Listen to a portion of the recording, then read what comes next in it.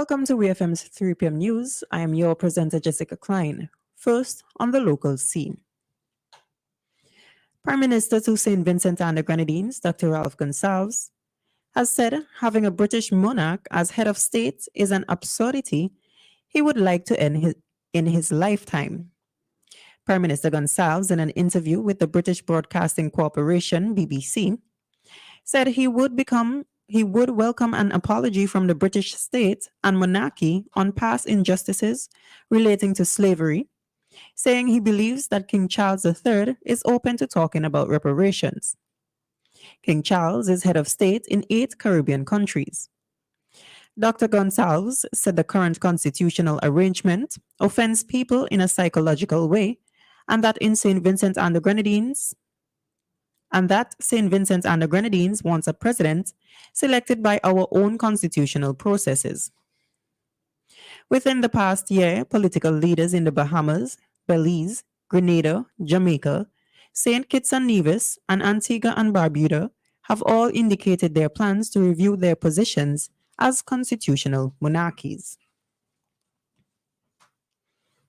St. Vincent and the Grenadines is set to join the rest of the world in celebrating International Nurses Day 2023.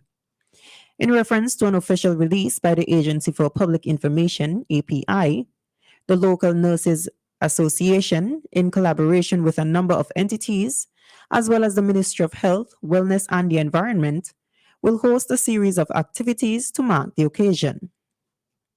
Chief Nursing Officer, Senior Peggy Da Silva, during an interview with API, said it is hoped that the activities will bring awareness and appreciation of the importance of the nursing profession and inspire people to become a part of the nursing fraternity. A health fair and expo will be held on the grounds of the Ministerial Car Park on Friday, May 12th, in recognition of International Nurses Day. Still on the local scene, the prosecution, where it relates to the murder of Sheldon Welch of Carroll, Georgetown, has once again been adjourned. The matter, which surrounds the death of the 20-year-old, was recalled on May 3, 2023, at the Serious Offences Court and has been set to be heard on May 22, 2023. Javed Da Silva, the 22-year-old younger brother of the deceased, along with a 15-year-old, were jointly charged that on March 2nd, at Georgetown with malice aforethought, they caused the death of Sheldon Welch by an unlawful act. The accused continue on remand pending the outcome of the matter. A third man, Lizroy Bacchus, was also charged with assisting in transporting and burying the body of Welch and was granted bail in the sum of $20,000. This most recent adjournment came after Prosecutor Station Sergeant Renrick Cato informed the court that a medical report from Dr. Karen Providence, as it relates to the 15-year-old, is still outstanding. The minor, who is a student of the School for Children with Special Needs in Georgetown, is currently being held at the Central Police Station. Cato said that the physical file is ready, but the prosecution cannot proceed against the minor until confirmations can be made from the report.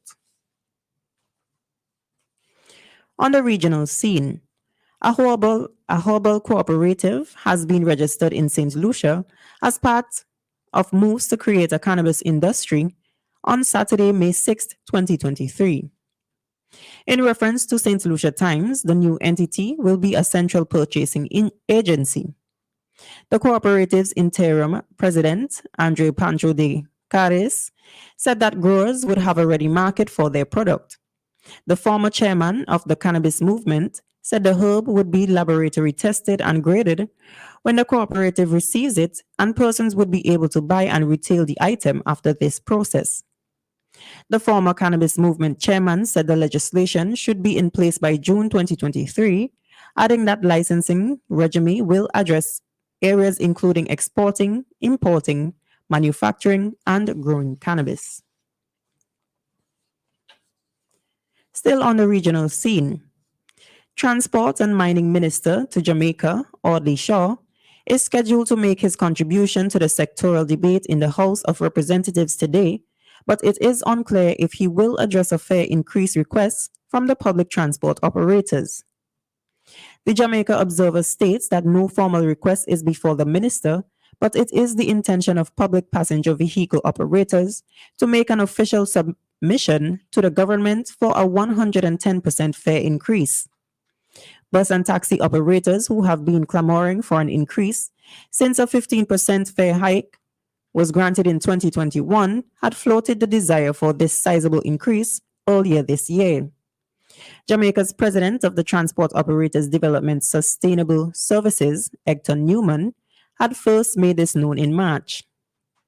In a release issued on Sunday, the National Transportation Steering Committee, which is co-founded by Newman, announced the impending formal submission, noting that the request comes as a result of the steady rising costs associated with running and maintaining transportation services across the country. And finally, on the international scene, a 3-year-old boy and his parents, 2 elementary school children, and a younger engineer from India have been named the victims of a shooting attack in Texas on Saturday. In reference to reports from the BBC, James Cho died alongside his parents, Cho Kyu Song, 37, and Kang Shin Young, 35. His 6-year-old brother was injured but survived. The identifications come as officials probe whether the killer had links to any far-right organizations or beliefs. 8 were killed in the shooting and several remain in the hospital. This has been WEFM's 3 p.m. news. I have been your presenter, Jessica Klein. Join us again at 5:30 p.m. for WEFM's evening news, and we thank you for listening.